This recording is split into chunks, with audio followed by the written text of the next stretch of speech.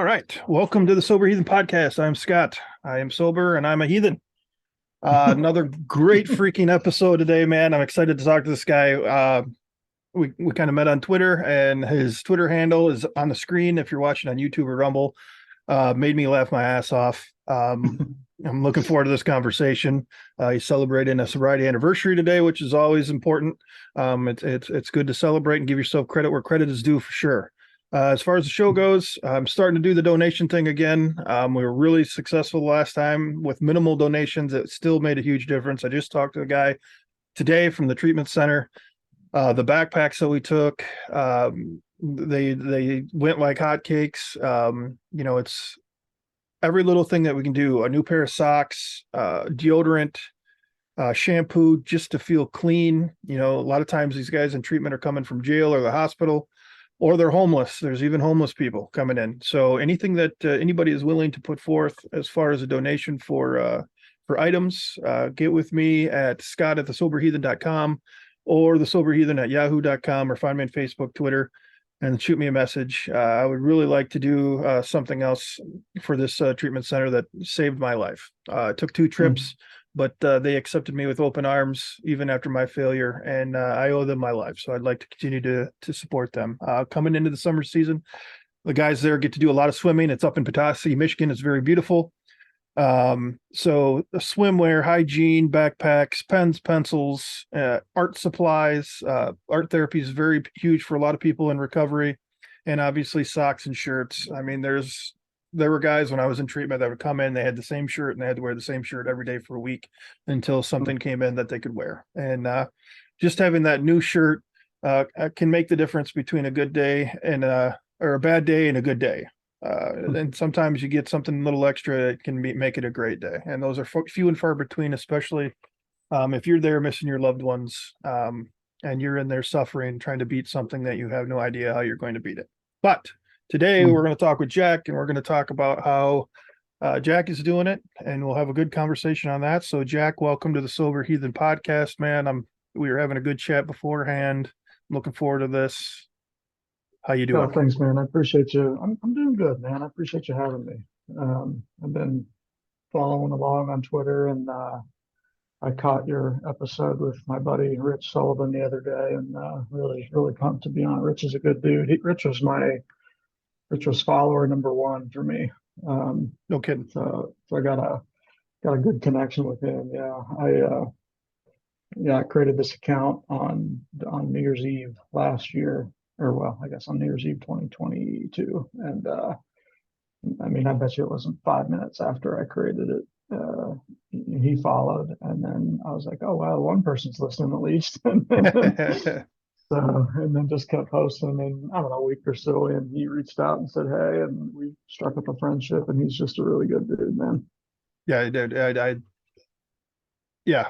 I mean, amazing. I can't even say on the podcast how amazing, because whatever. Yeah, But I appreciate that dude a ton. So I'm glad to yeah, hear that he is affecting so many people, and I hope yeah, he realizes what he's yeah. doing. So thank you, Rich. Yeah, for me too, for sure. I wouldn't have kept going. There's like, I don't know, I'd say in the 3.5 months or so that I've been down this path, there's 7 or 8 people on Twitter that have reached out personally. And Twitter's kind of, there's a lot of noise, but there's some real people struggling with some real stuff.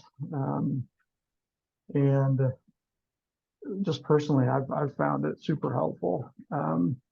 My journey to social media, and doing this the way that I'm trying to do it.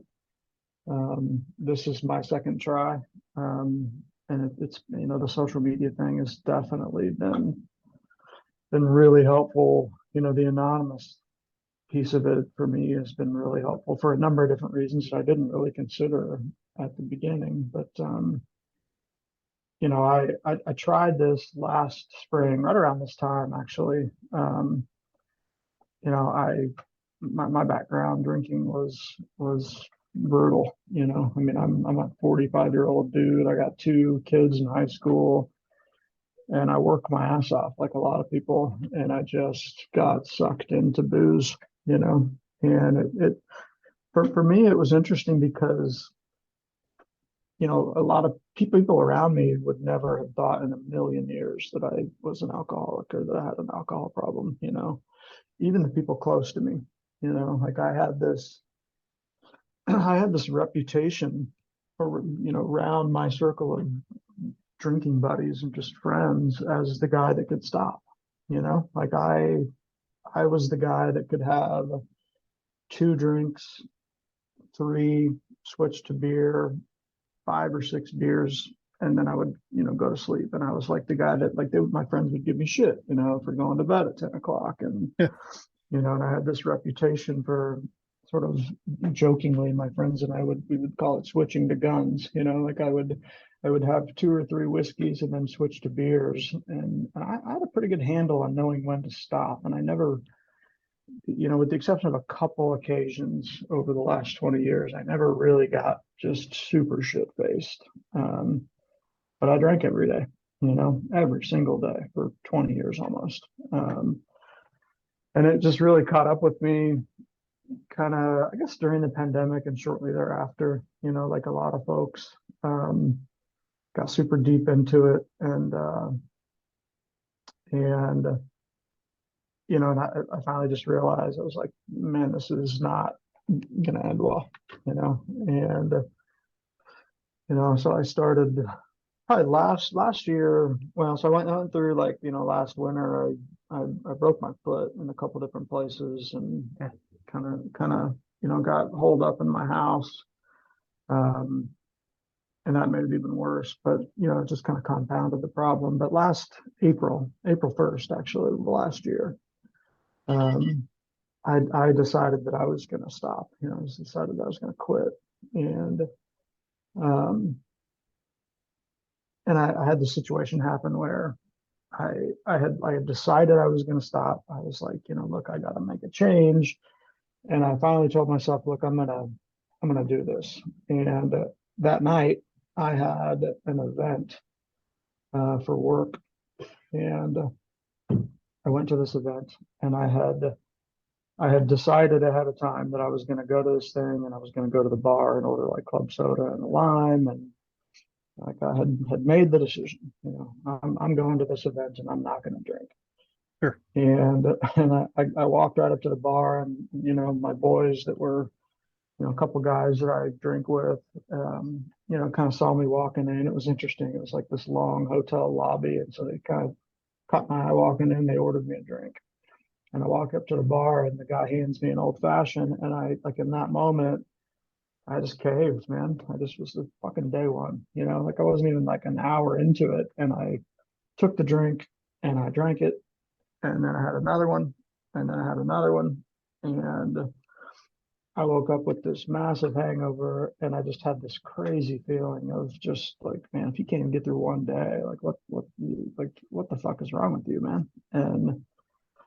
And so the next morning, I went to this place that there's a place in my hometown. I live in Kansas City. There's this really beautiful spot in downtown Kansas City. I went there and just kind of sat there and reflected a little bit. And I just got out my phone and I posted something on TikTok. And it's like, hey, I'm gonna get this. I messed up day one, but I'm gonna go for it. I'm gonna do, 30 days. And um, and I got 2, 3 days in, and my wife caught the thing on TikTok, and her sister reached out to her, was like, hey, is everything all right? I noticed, a post on TikTok, and basically I just you know, posted something about how, I was struggling, and I was, really struggling with whether or not I had an alcohol problem. And I got a bunch of really positive reactions on the video, but my wife was pissed. Oh, And I really didn't, my initial reaction, look, she was right. She was right. I should have talked to her about it. And the way the reason why she was upset makes total sense. She was like, hey, we have two kids in high school and all their friends are on TikTok and they're going to see this. And I coach sports and, you know, so she was like, look, you got to be really careful. And so I made the decision to take it down, but I did 30 days. I got, I went through April last year, didn't drink, and I even got probably, I don't know, probably 15, 20 days into March. So I got like, call it 45 days last year, and I felt pretty good. And then I just kind of got back into it and kept, got back to my daily habits and went all the way through 2022 drinking. Um, and so at the end of the year this year, during the holidays, I drink normally during the holidays, and on New Year's Eve we went out to dinner, and I had a couple drinks, and we had a ski trip planned, and I got home on New Year's Eve and created this account, and I was like, man, the only thing really that I think will help me is if I can do this out in public, but I know that I can't do it, with my real identity. So I created this Jack account, and I was like, okay, I'm going to do this out loud and start posting here and kind of see what happens. And it was funny. New Year's Day this year was a road trip for us. We went out to Colorado, and so I got in the car, and my dad was driving. It was just him and I. And I had my phone out, and I'm just sitting there tweeting, about kind of what I was feeling, and nobody really knows about this account. Rich knows about it. Rich knows my identity. My identity now. A couple other Sure. people, but for the most part, it's an anonymous account, but boy, has it helped. I mean, just started posting kind of every day how I was feeling and kept it pretty real. I mean, there's, one thing I've learned about this whole deal is this really doesn't have anything to do with alcohol. It's, alcohol just is the chosen solution that I chose, my drug of choice, if you will. Hmm. And over the last 90 days, really what I've realized is I got some real issues to work through, and I'm doing that. And I just spent the last 20 years dealing with it with alcohol, like a lot of people, numb to my real feelings, and like everybody, have a lot of real shit going on in my life. And as an adult, um, went through the progression of drinking every day. When I drank in college, like everybody does, really, and but it never was an issue for me in college. Like I didn't drink during the week ever in college. Would do the Thursday night bar crawls and then drink on the weekends. But during the week, it was school, and school and Sure. work. But when I got out of school, um, it became kind of an everyday thing. I got my first job. I lived in Chicago. Every day after school or every day after work, a couple beers. Never really much of a problem, but 2, 3 beers, kind of got into the craft beer thing. And then I'd say around the time I was about 30, I discovered wine. And I discovered a lot of wine. I mean, wine was good to me. I Yep. would I would I would do the one glass, and then, oh, well, maybe we'll have another glass, and then, oh, well, can't leave the bottle, so just drink the whole damn thing. And I mean, that became a bad habit. And from 30 to 35, 36, it was wine. And then somewhere along the way, I discovered, vodka and whiskey. I kind of had this routine where it was vodka in the summer, whiskey in the winter, and became an everyday thing, 2 drinks, 3 drinks a night, and then, maybe a couple beers afterwards. And, I never got shit faced like crazy drunk, but I was drunk every night. My wife said to me one time, she's like, I don't know that I've really ever seen you drunk. And I think that's probably the problem, like I was real good at hiding it, like a lot of people, Sure.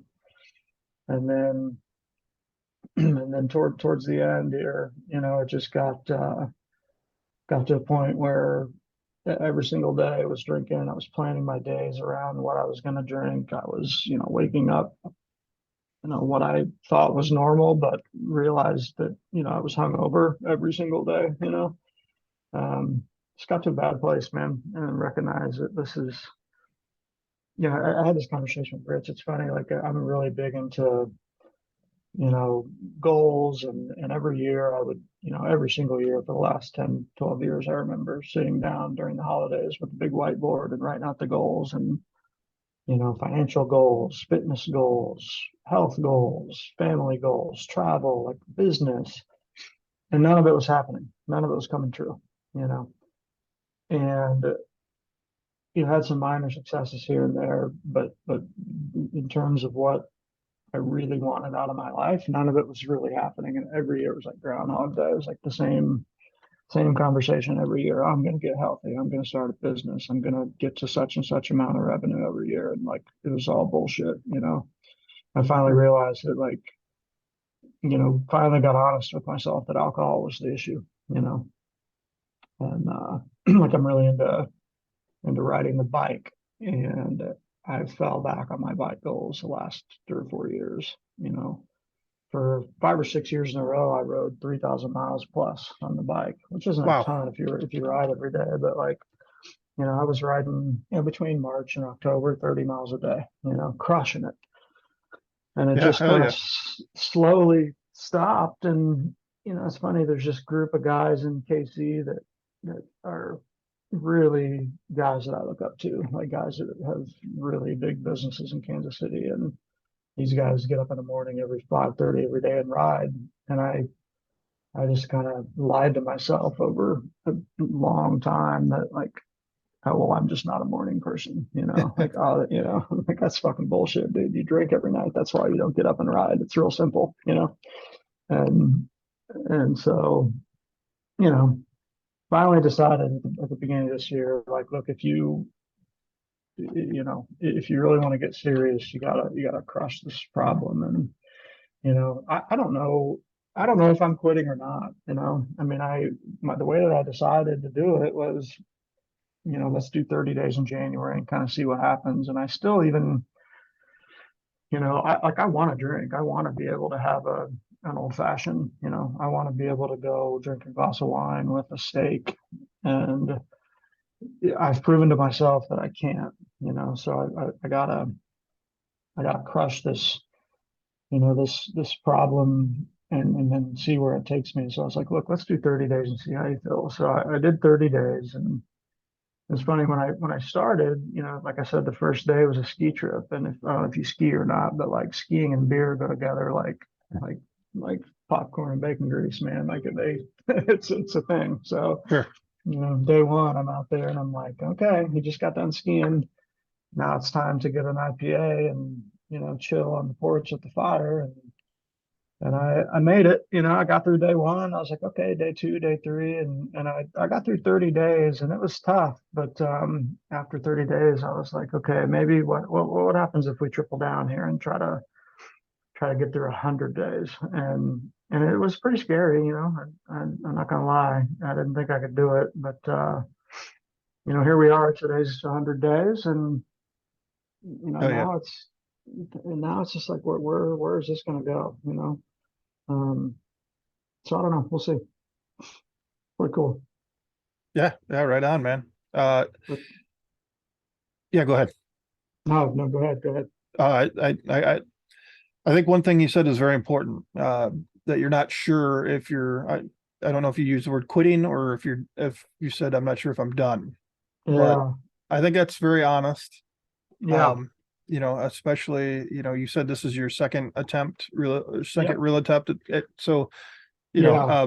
just from my experience, you know, I was never sure either, you know what I mean? Yeah. And Hmm. until I was, and then, Yeah. you know, I think as you keep going, you know, what's really deceiving about this disease, and I'm probably not telling you anything that you don't know, but to the people that are listening that haven't put in the effort that we have, it this disease can easily distract you from the things that you are accomplishing when you do even Hmm. have a little bit of recovery time. You know, it's Yeah. like, you know, those goals that you spoke of, like how you always had really good goals and then your goals started to slip. Well, you're attaining other things in your sobriety that you don't realize. Like I totally related to when you talked about you wake up and you feel normal in the morning. Well, that's because the Hmm. normal was hungover. And Yeah. I said the same thing myself. I feel fine. I don't know what Yeah. you know, I don't have a headache. Yeah, Hmm. I'm tired, but that's just because I'm tired and I'm working, you know, I'm working construction. That's why I'm tired. It has nothing to do with it. Couldn't possibly be the alcohol. Yeah. So I think something very important. I think goals are very important, and they need to be tangible. You need to see them because Hmm. I've talked about it in my last podcast where, you know, me turning 50 9 years from now seems right around the corner, and it's like I have no money saved up. I've completely lost everything because of my alcoholism. 50's right around the corner. And then, but, you know,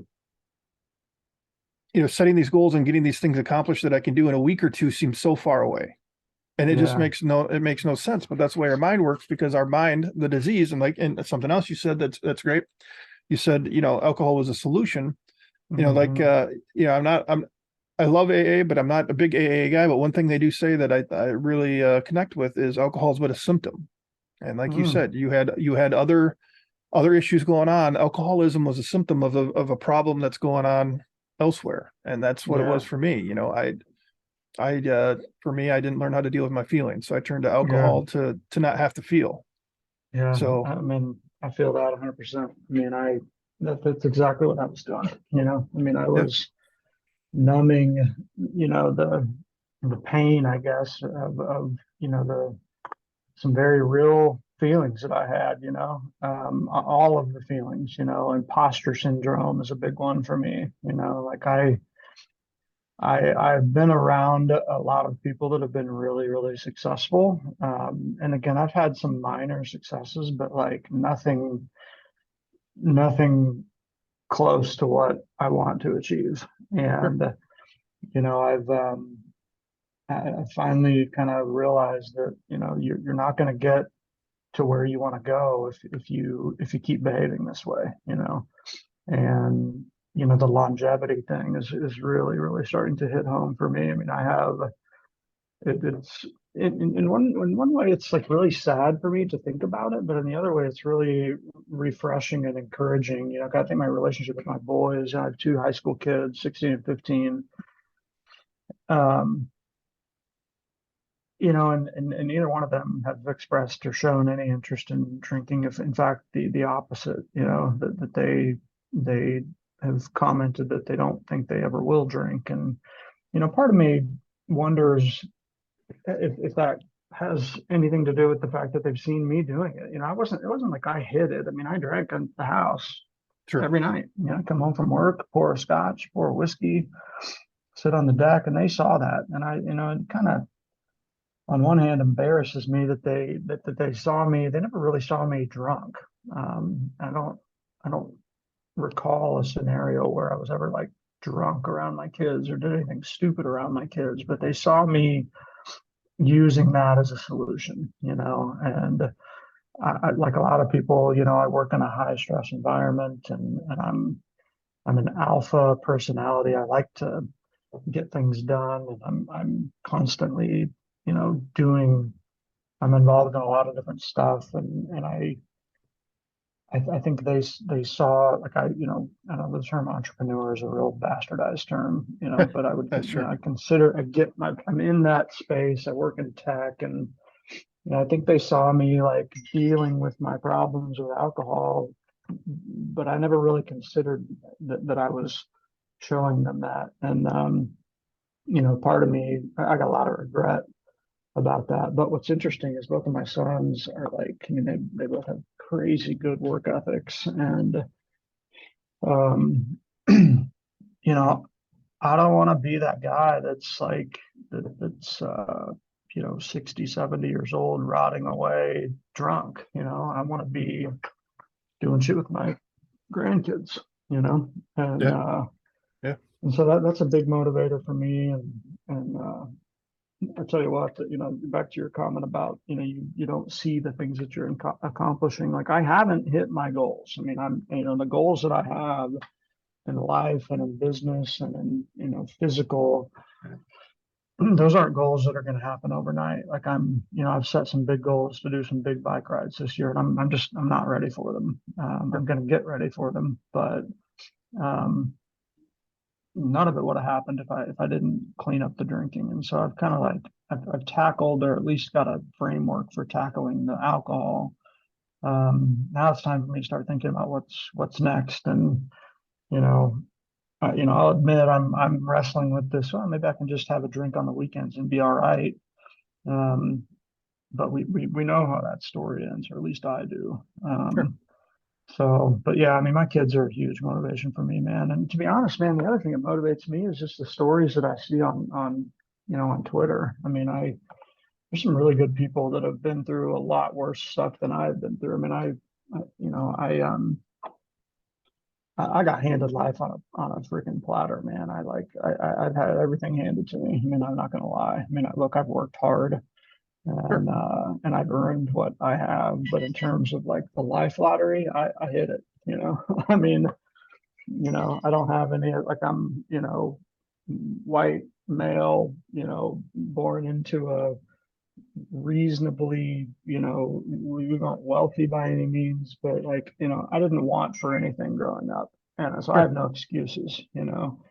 Um, and I look at folks that have overcome a lot more than what I have, and I find that inspiring. There's some Sure. really cool people on Twitter that have been through some hard stuff, and drugs for me were never a thing. I never got into coke and a little Right. bit of pot here and there, but I never did the drug addict thing. I was just a straight up, I guess high functioning alcoholic. Drank every day, had a good job, did well, Yep. but it bothers the hell out of me that I am leaving it on the table. Like I look at these people that I look up to in business and stuff, and a lot of them, but they don't drink, you know, Yeah. um, Yep. and it's Well, just plain as day. but one thing I think that that has helped me get through some of these things too. Everybody's worst day is equivalent to each other. So I've used the analogy, and it's probably a shitty one, but I've used this analogy when talking with people before. Like if you have this, 18-year-old kid who was born into a billionaire family, and he wanted, I don't know, he wanted a Ferrari, but he got something else that was just as expensive and just as awesome, but he wanted a Mm, Ferrari and he didn't get it. mm, yeah, Yeah, that sounds like wah wah spoiled brat problems, but that's their worst day. They don't know anything different. So like I yeah, don't sell yourself short in what you've been through, man. yeah, yeah, You're fighting the fight just as much as anybody else. Yeah, some other people have some really shitty stories, but don't yeah, sell yourself short on what you've been through, and don't sell yourself short on the fight that you're putting up, man. And I think yeah, one thing, that we have to remember as we move forward, is that it gets worse, never better. yeah. It's That's a true. progressive Yeah. thing. So, once we decide to go back, um, I know for me, when I went into treatment, I was there for 4 months, and then I was coming up right around, it was a little over 4 months, and I left treatment, and 4 hours later, I was shit faced. Mm, And it was worse than ever.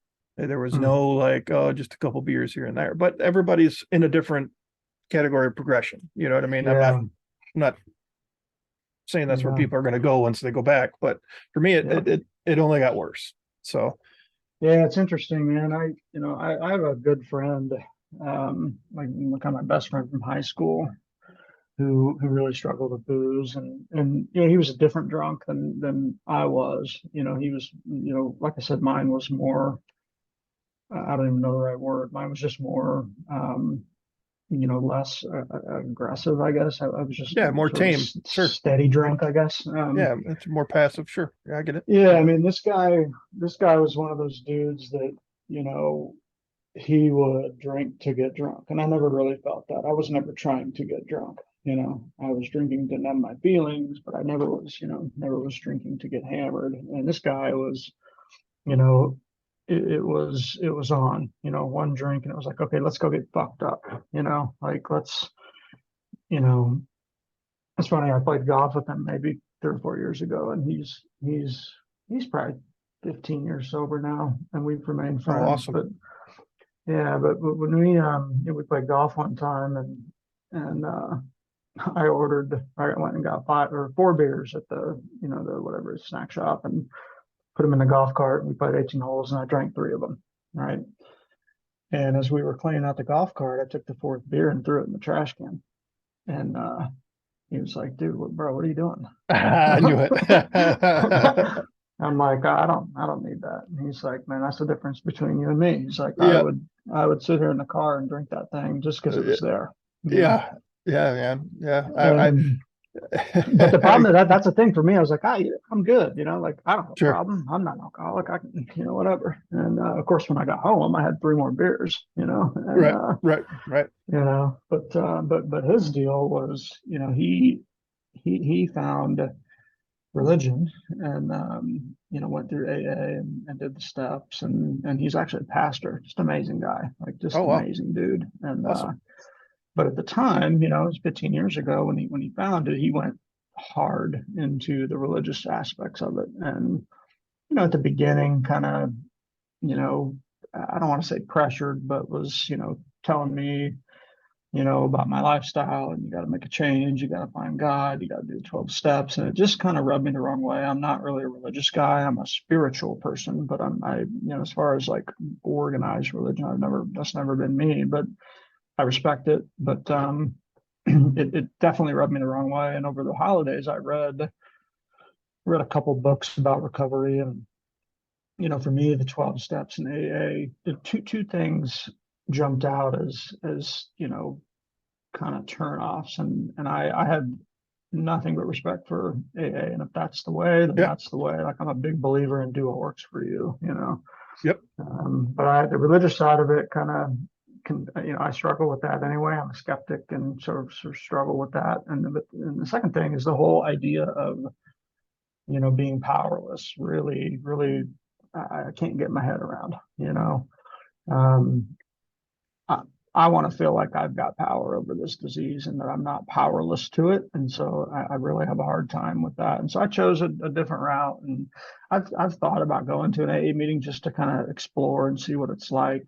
And I probably will, but you know, I don't want to mess with what's working. Right. I thought about, changing my Twitter handle, my real name, and making this something that I talk about publicly with my professional circles. And I may do that eventually. I have a really, really good friend who got sober. She's just a huge inspiration to me. I mean, I've known this girl since I was like 5, and she I don't want to tell her story, but she got sober last.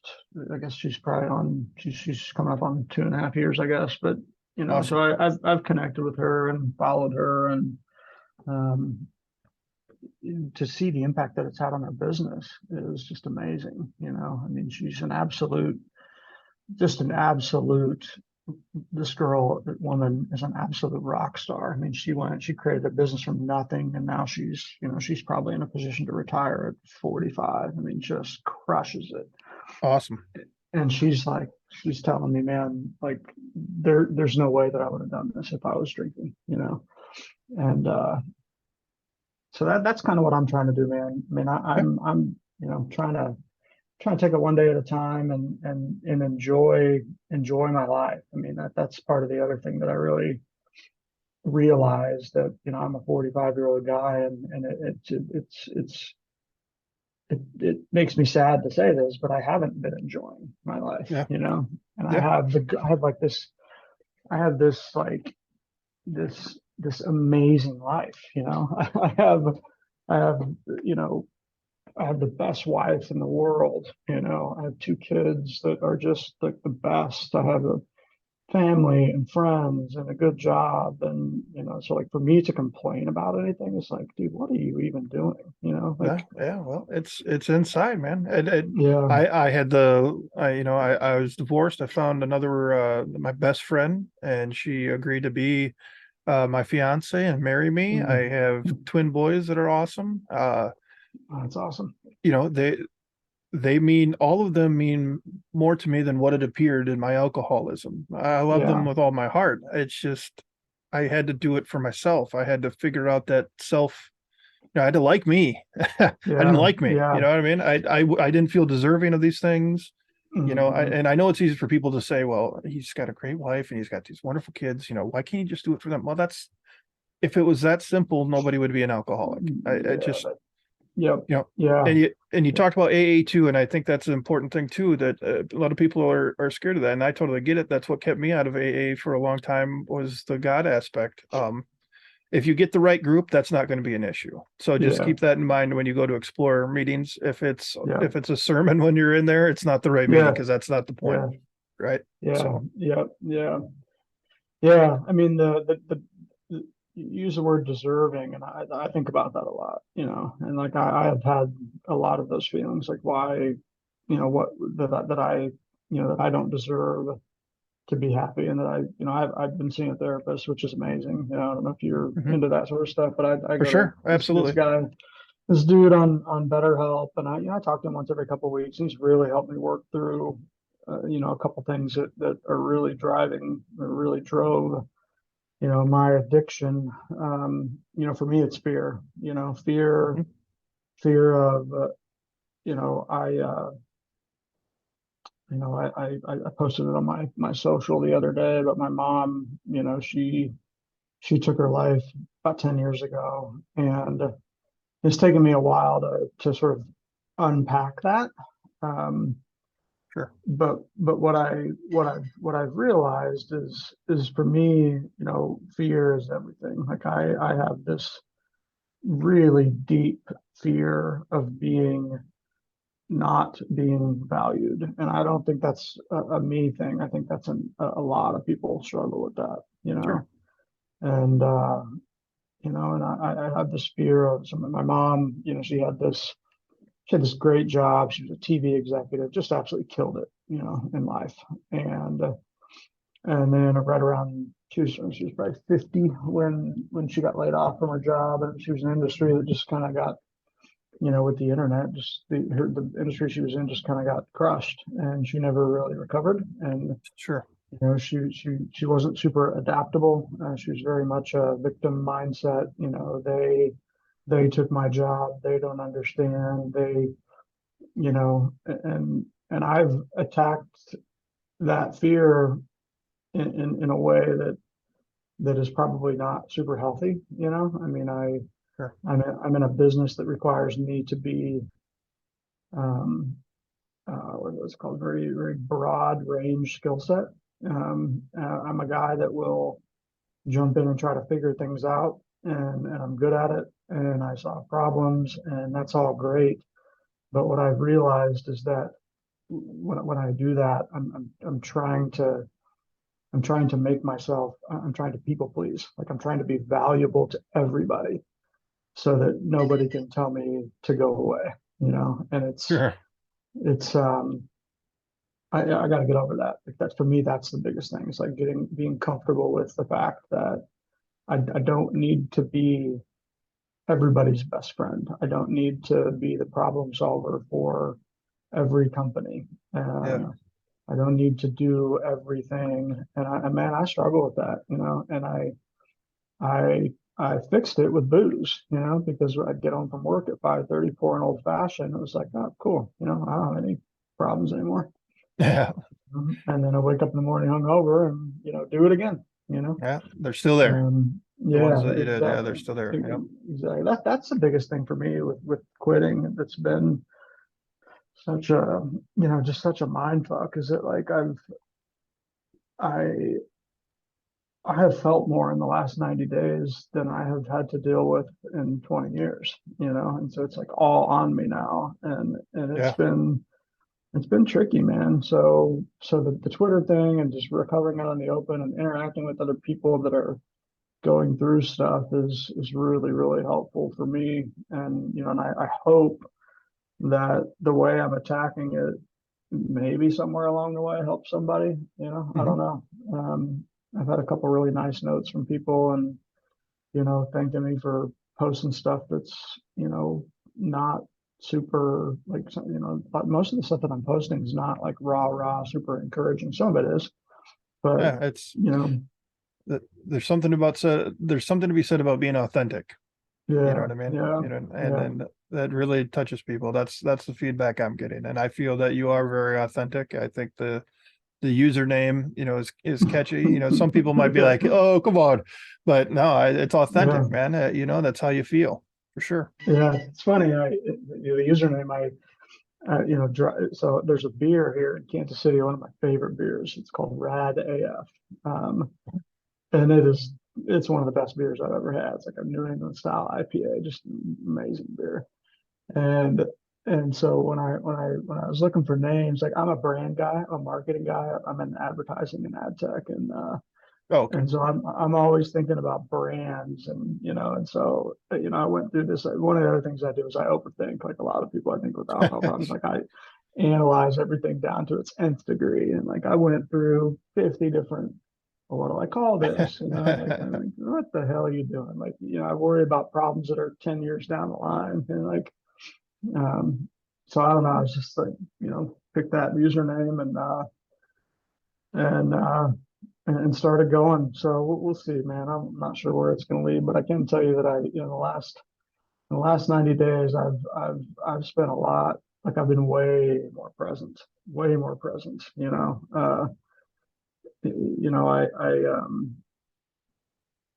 Well, Saturday night's a great example. Saturday night, I got two kids that are in high school, and the Saturday nights where my kids are home are becoming few and far between.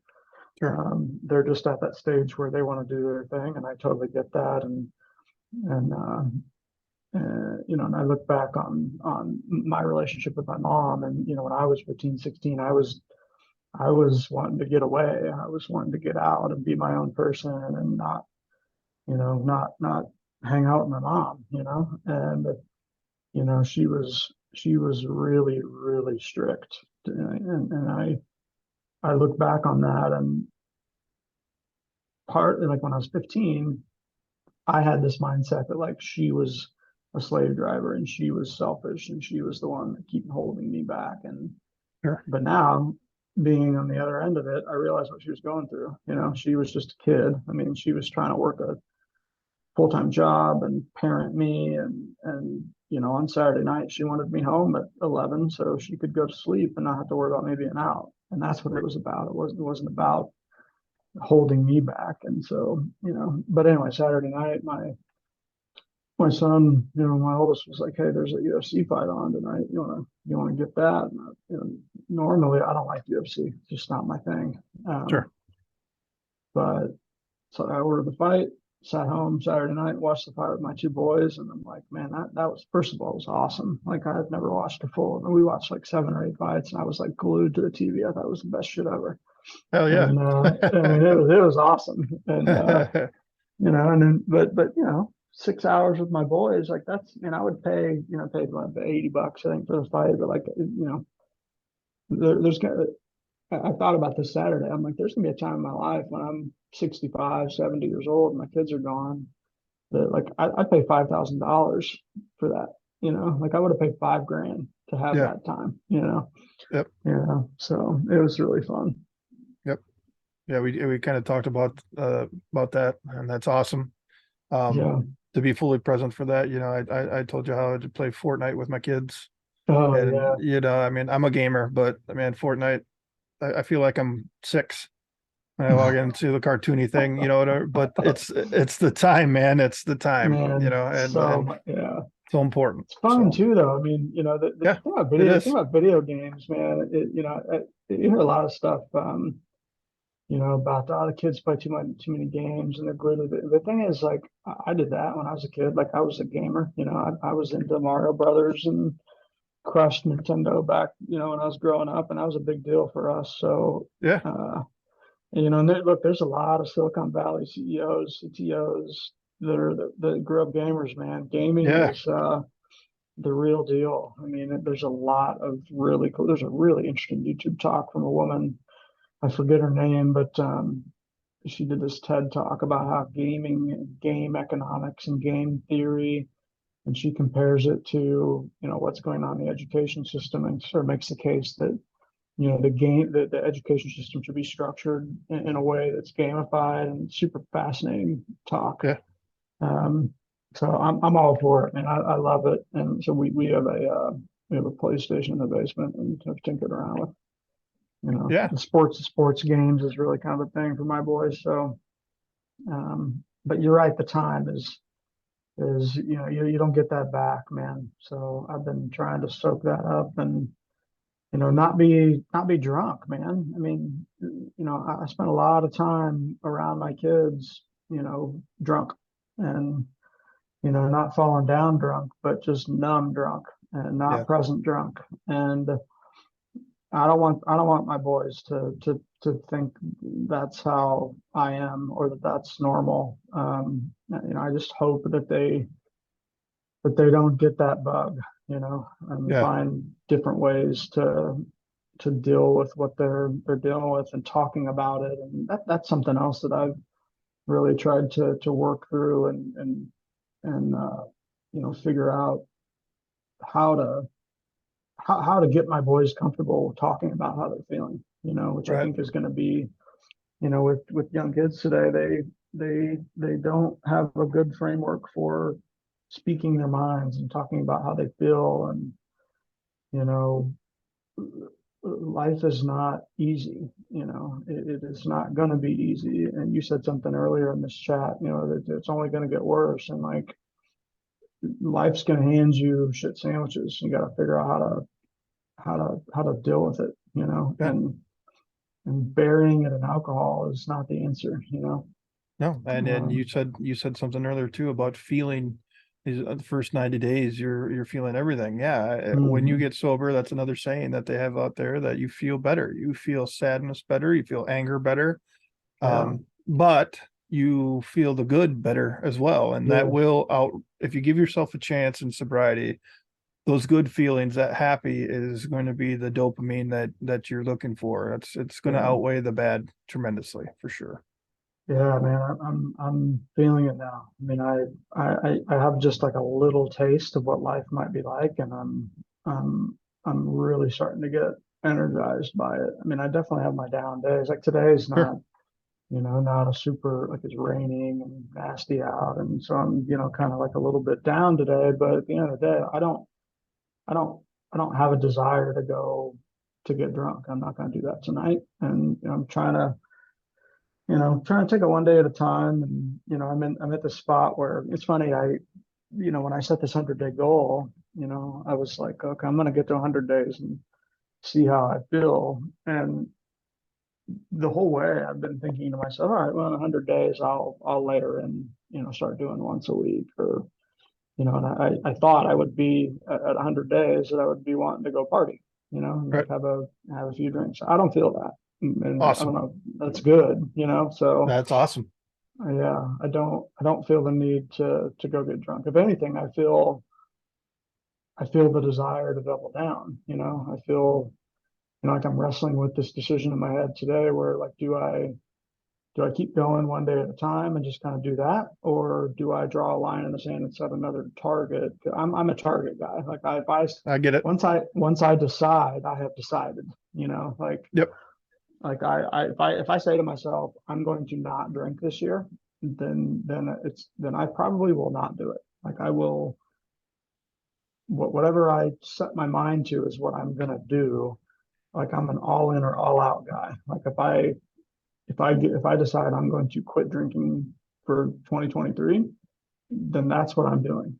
I just haven't really decided that yet. I just need to make that decision. So for now, it's one day at a time. And you know, I have a couple of big events to look for. I'm doing a I'm doing a bike ride on May 20th. I'm going to ride across the state of Missouri, and so I'm going to lean into training for that.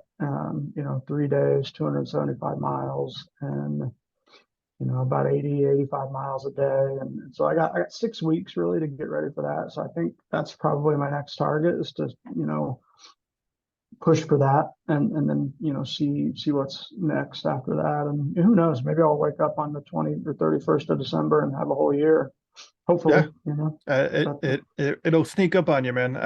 Yeah. And I think, I'm going to say something, and this is just from my experience in this. If somebody was to hear say, if I decided that I'm going to quit for 2023, I'm going to do it. Somebody might say, well, that doesn't sound like an alcoholic to me. But here's the thing: there are many people who have put a decade in alcohol. I know people that have had 20 plus years in recovery, and then something happened and they went back.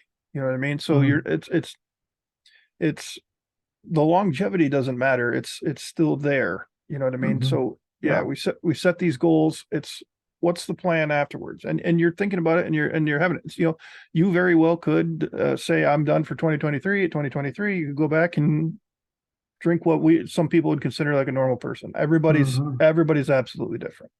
Yep. But just Yeah. because you can say I'm quitting for a month and you do that, that doesn't mean that you don't have the disease. I think Yep. that's what people need to understand, because plenty of people have put plenty of time in and went right back, and it was the Yep. same shit, just a different toilet. Yep. Yeah. 100%. Yep. Yep. I mean, for me, it's about, you know, for me, it's about confidence. Like I'm really trying to become more confident.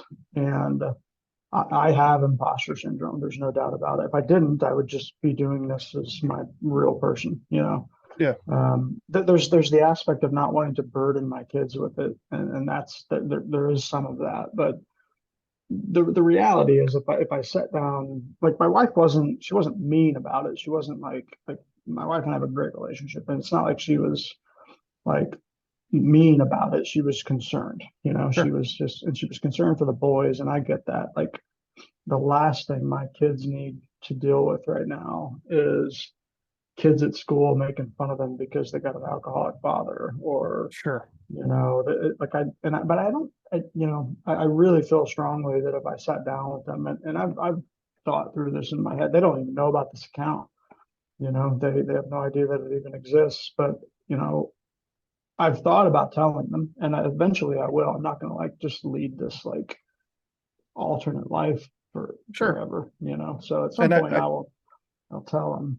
I don't know your children, but if I was a betting man, I would put money on it that they would be proud of you for facing this and working on it. You know what I mean? I think they will. I think Yeah, they will, and I hope that that's, you know, how they'll react. And my son the other night was, you know, he was featured on a like a local oh, what's the word I'm looking for? Like an athlete profile kind of a thing. So, and they, you know, it's like a, you know, athlete of the month. And so they posted all this stuff on awesome. about him on Instagram, and it was really cool. And I just sent him a text. It was during the day when it hit. I sent him a text, and I was just like, hey man, I'm, you know, super proud of you. And, you know, it really has nothing to do with the fact that you're bulking up or getting good at baseball. That's cool. But Ooh, what really makes me proud is the work. Like, I mean, yeah. these kids work their asses off, and they sacrifice. Like they don't, you know, they go to the gym 5 times a week. They get up on Saturday mornings and train. I mean, and I was like, son, I'm proud of you for staying at this and working hard and setting goals and knocking them down. And the response that I got was just like worth $1 million. It was like, thanks, Dad. You know, you inspired me to start in the first place. Awesome. So something is landing, you Yeah, know. for sure, And man. so I feel really good about that. And another thing that's kind of been interesting for me is like I have I have a regular Twitter account, which is just me, right? And I've had that account for shit 15 years. And I'm not doing this to get followers. I don't, you know, I'm not Yeah, really yeah. concerned with that. But like my regular Twitter account, or my fake account, surpassed the number of followers that my regular Twitter account has. And I had this thought, and it happened like 3 days ago. And I had this thought, like, holy fuck, like, is this me now? Like, is Yeah, this, dude. you know, I do know. That's the same dude, here. Same here. I mean, you know, now I'm thinking to myself, well, maybe I should just, you know, cancel my other account, Yeah. rename this one to my real name, and just go for it, you know, and you know, so I don't know. Either way, man, it's been a ride. It is you know, I think a lot of people that struggle with alcohol probably can relate to this. Like, I never in a million years thought that I could go for 7 days or 3 days, much less 100 days. And now that I'm here, I'm like, oh my God, like what if I really put my mind to it? Like, what's possible, you know? And Absolutely, dude. I see a lot of these people on Twitter, you know, posting. If there's a guy, gosh, I can't even think of his name, Louis something. Louis, this guy's like 58. Uh, he's been sober 15 years. And this guy runs, you know, ultra marathons, and, you know, he's 58 years old. He looks like he's 30, just shredded. And I'm like, man, like, why not me? You know, like, Yeah, why not? why not me? You know, like, I, you know, I, it's funny. my therapist, I was talking with him the other day, and he asked me what should be an easy question. He's like, you gotta. He's like, what is it that you want? Like, what is it you want out of life? And I'm like, well, that's a loaded question, but the answer is really simple, man. Like, I want to, I want to get old and rich. I mean, like it's real simple. Like, call me like, for whatever it's worth. Like, I want to build wealth and Yeah. get old and be the 60-year-old guy that's, you know, shredded, really healthy, successful in business, and like there's nothing wrong with that, like, Not at all. but it sure as shit, it's not going to happen if I drink 5 or 6 drinks every night, and I've had a little bit of a scare with a friend of mine that had, got diagnosed with, I don't know if it's cirrhosis, but something going on with his liver. This Yeah. guy's, he's my age, he's 50, and he's in a real. He's I think he's going to be fine, but he's this guy's not even a drinker. I mean, he's like Yeah. I say not a drinker, like not like I was. Like, this is a 2 or 3 beers a night kind of a guy. Sure. Sure. Um, but I was like, pounding whiskey and drinking. Uh, and I just hope I haven't done any irreparable damage. I don't think I have, but the things that I want in life are, you know, everything that I want is on the other side of this alcohol problem that I have, Yeah. like all of it. It all goes back to alcohol. Yep. I want to make money and get good, be successful in business. I want to be a good father. I want to contribute to my community.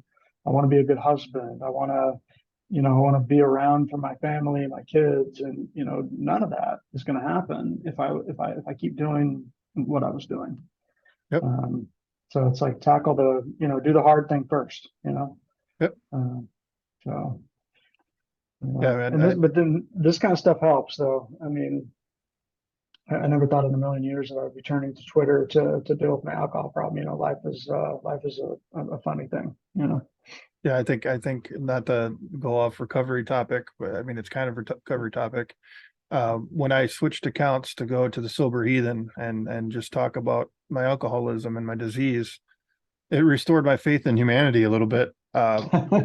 Twitter seemed like such a shit show on the other account, and then I come in here, and there's just nothing but gracious people, understanding people. People want to help each other. I mean, Dude, you got, you got. I don't know people's political things, but sometimes you get, a feeling. But you can look at their profile and you say, "Whoa, I would never relate to this person another way." But when it comes to this disease, it unites so many people, and dude, you're so right.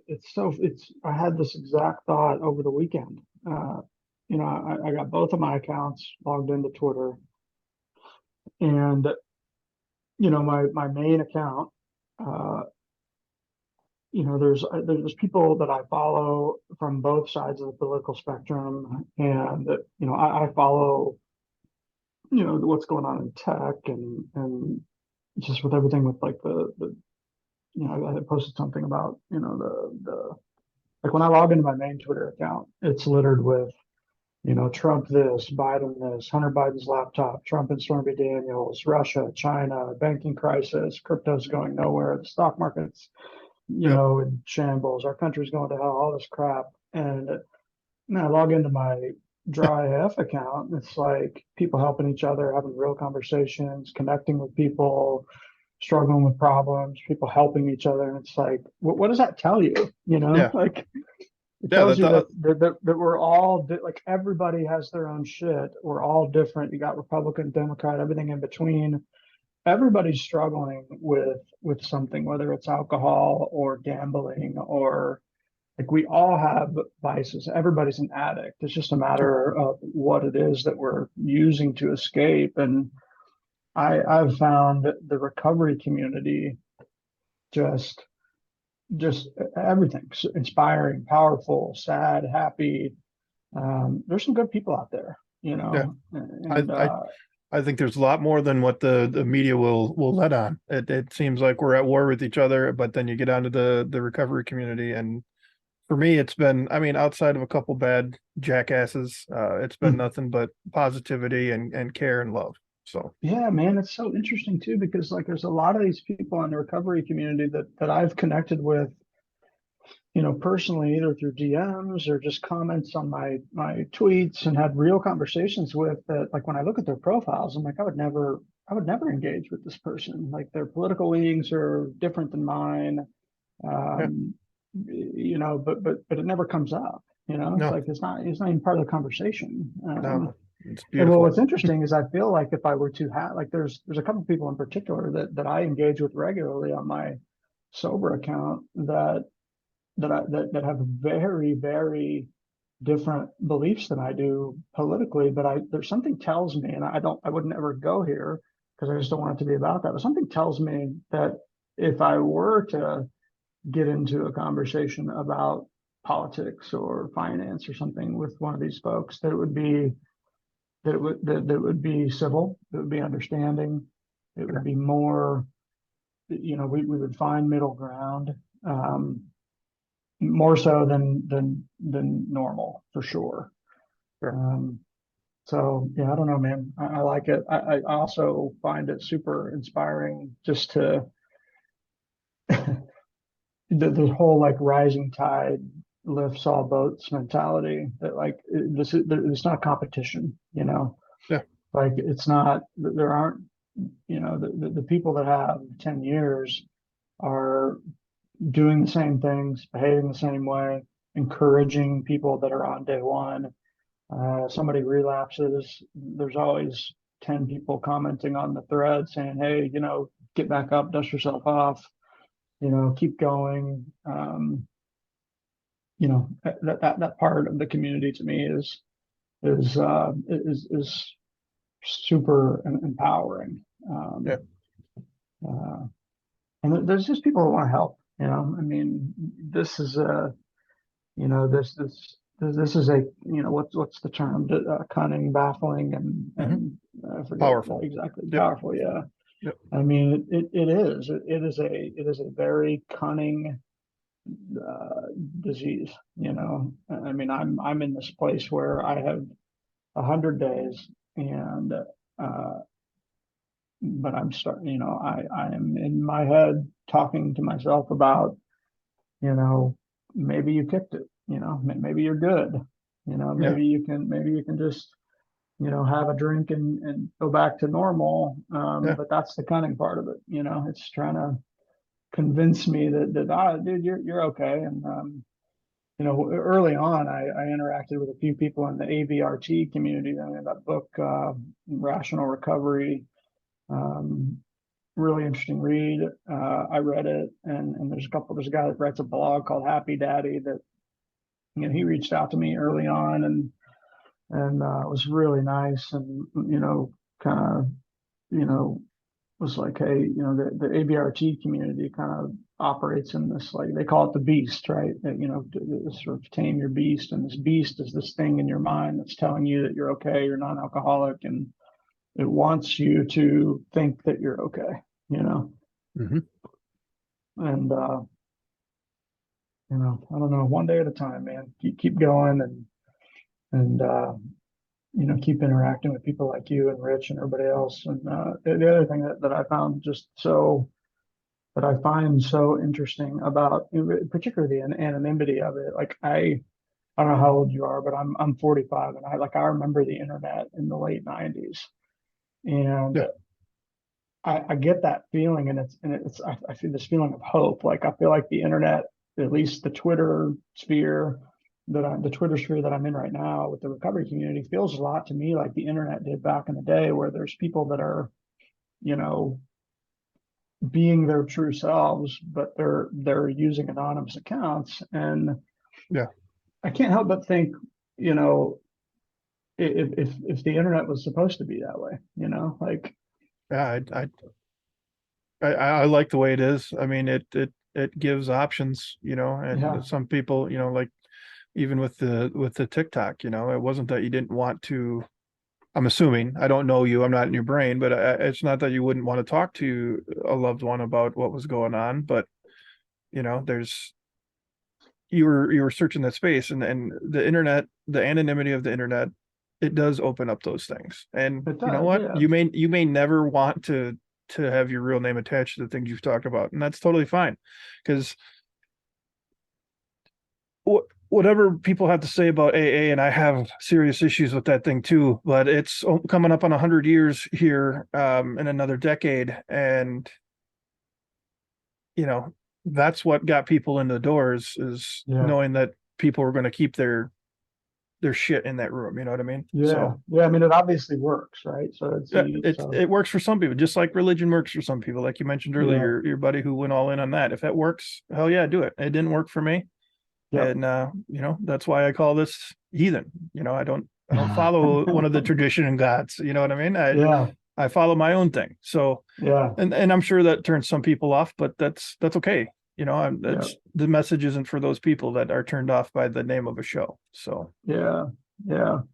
well, man, Yeah. I really appreciate this, dude. I think, you know, AA, they won't let, some places won't let people speak until they have 6 months or a year. Oh And wow. and some, some places are like that. But I'm like, you're missing a great opportunity here. I think, 100 days of sobriety, you're right in the thick of it. And I think Yep. it's so great to hear you say, I don't know if I'm done, but Yeah. you're exploring the sobriety field, man. I think that's so important for somebody that's out there with a week or two. They're like, man, I've done this. I don't know if I'm done. You'll be done when you're Yeah. ready to be done. You cannot hold you cannot carry that weight of like, what should I do? You need to do. You're going to do what you're going to do anyway. You're going to Yeah. justify it one way or another. But to know that you're not alone, misery loves company, but also there's strength in numbers. So Yeah. to know that other people are thinking the same way, that's what helped me the most. To know that I'm not an anomaly, that I'm not the only one that thinks this way, that I'm not the only one that's struggling, is just, it's so helpful. So Yeah. I Well, can't thank you enough for being willing to come on here and share. well, I appreciate the invite and keep doing what you're doing. I mean, there's a lot of people out there that want to tell their story, that they just want to talk, and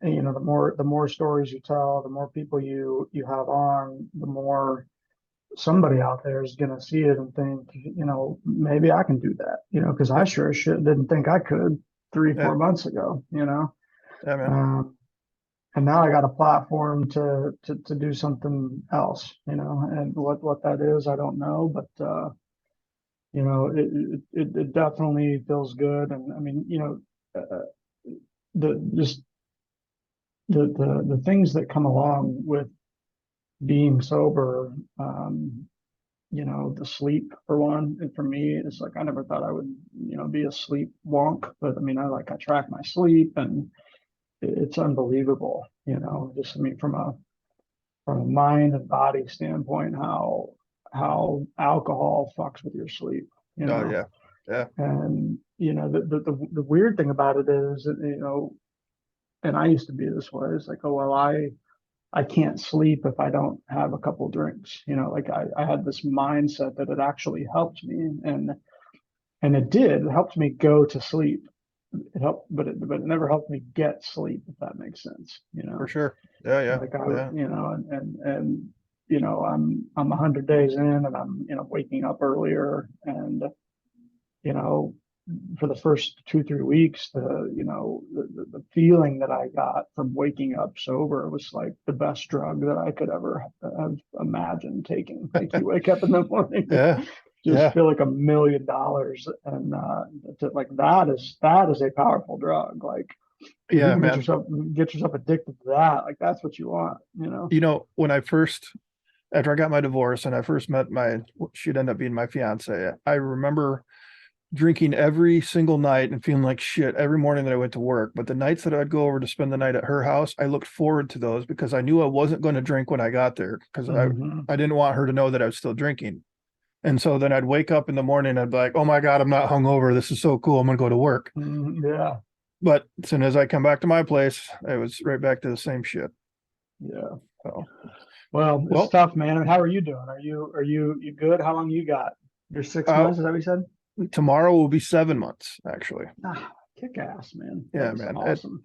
never thought in a million years this would happen. But, it's like we've talked about, it is not easy. The last 2, 3 weeks have been so up and down. I mean, there are times, I had these, I had the interview with you today, and then I got Kevin tomorrow, and it's like, is this even, am I going to do these guys justice? Am I going to be able to present this in a way? Am I good enough to get on here and have these guys on a podcast? Is there any point to it? And it's like, I forget all the emails and the messages that people are sending.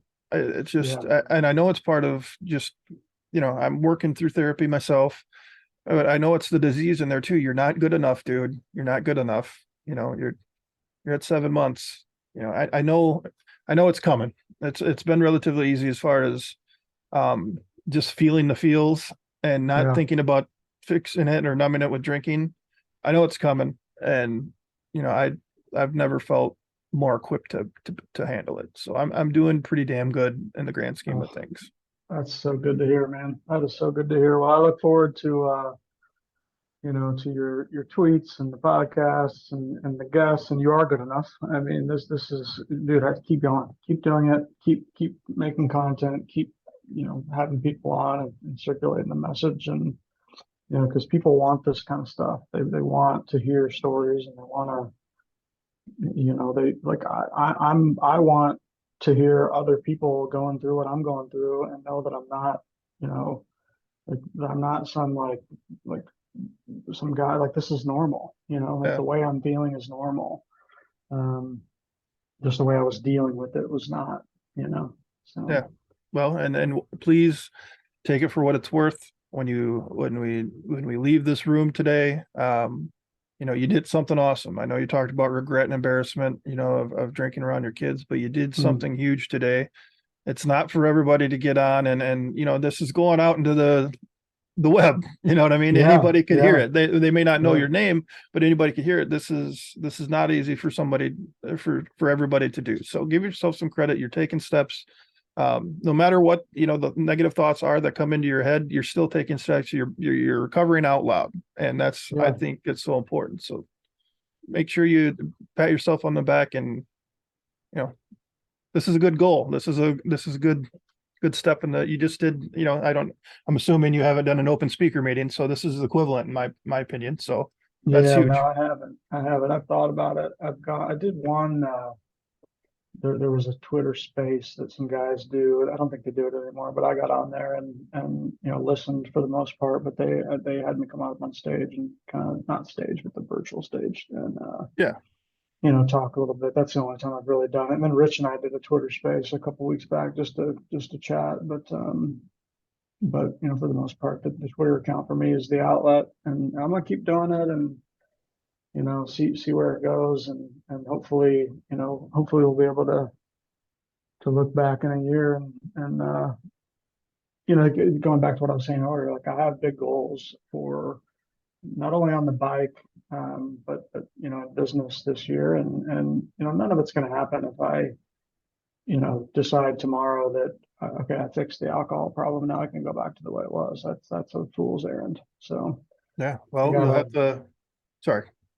I just gotta double down, keep going and keep going Yeah. one day at a time. So Well, we'll help you keep accountable at the Silver Heathen. We'll say that after you do your event, you'll have to come back on and tell us all about it and how you did it.